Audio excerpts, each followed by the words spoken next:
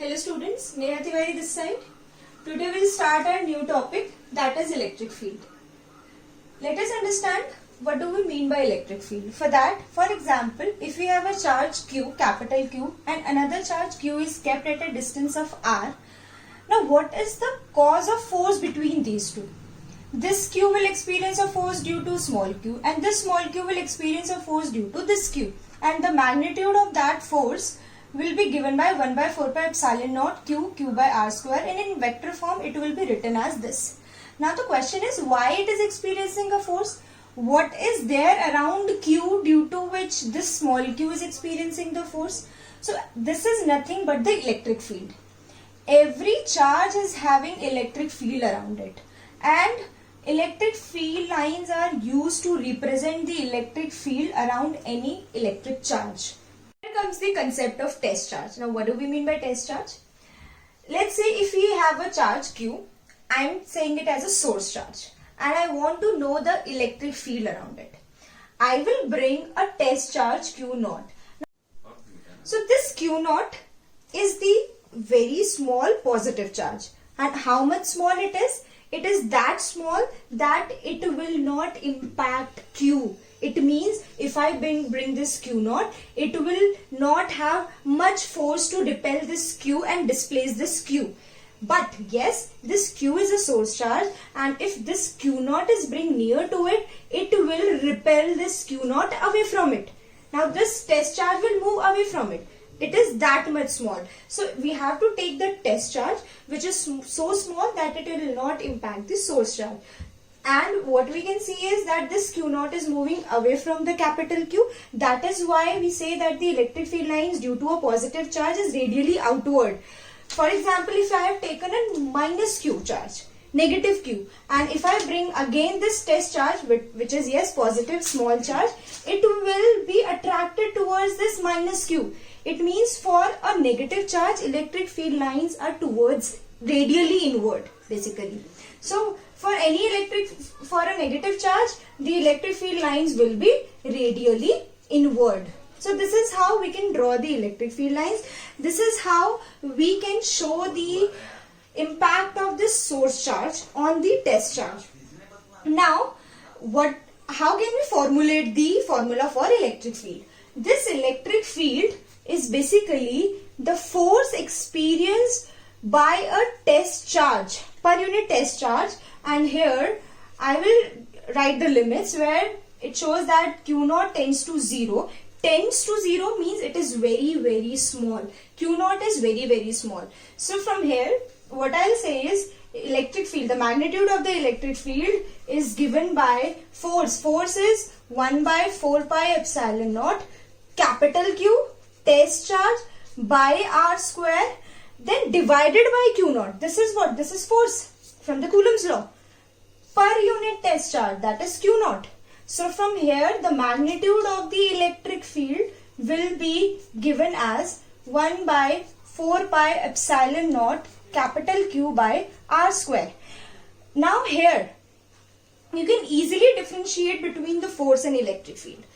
Force depends on both the charges, magnitude of both the charges, but electric field only depends on the magnitude of the charge of source. As we have discussed the formula to find out the force between the two charges, we have discussed the formula to find out the electric field due to a charge. Now next thing is, if we have a system of charges means more than two charges, then how can we find out the force and electric field? So for that we will use the principle of superposition. Now what do we mean by principle of superposition and how can we apply it? Let's say we have a system of three charges, Q1, Q2 and Q3, and I want to find out the force on Q2. Now this Q2 will experience a force due to Q1 and a force due to Q3. It means it will collectively experience a force due to Q1 and Q3. So to find out the total force experienced by Q2, what I have to do is I have to add the force on charge 2 due to 1 and force on charge 2 due to 3. Now according to the Coulomb's law, we know that this is the formula to find out the force to 1 and for F to 3. So basically what we have to do, we have to add them. And one more thing, that force is a vector quantity, and if it is a vector quantity, it will follow the law of vector addition. So don't forget to apply the law of vector addition. So we will add them vectorally.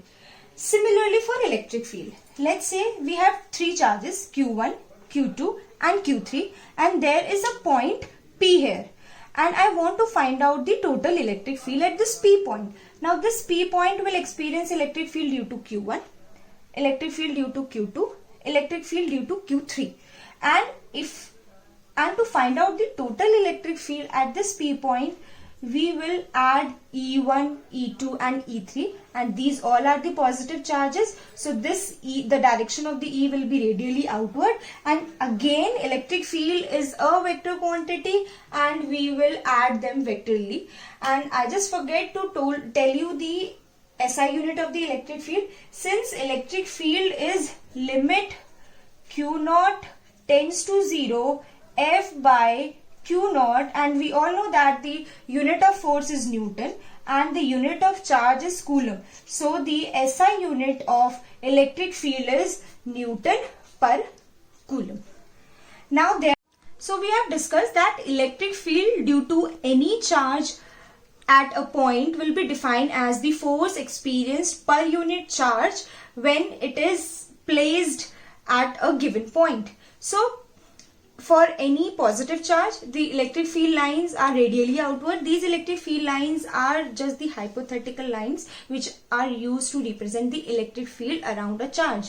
Next, we have discussed about the test charge, where test charge is a very small positive charge which will not impact the capital Q. It is that small, and when I bring the test charge near to a positive charge, it will repel, and whenever I'll put test charge near to a negative charge, it will attract. So according to that, for positive charge I have drawn the electric field lines outward, radially outward, and for negative it is radially inward. And as according to the definition, electric field lines, the magnitude of the electric field will be given as this, and it will only depend on the distance of the point from the charge, magnitude of the charge, and of course the nature of the medium.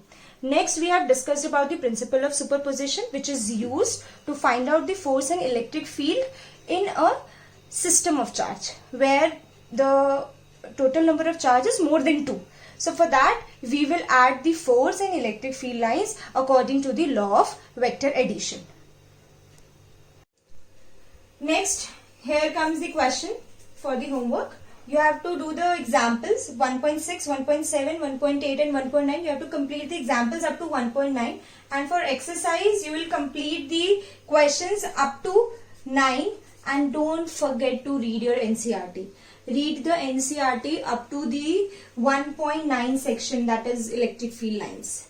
Thank you.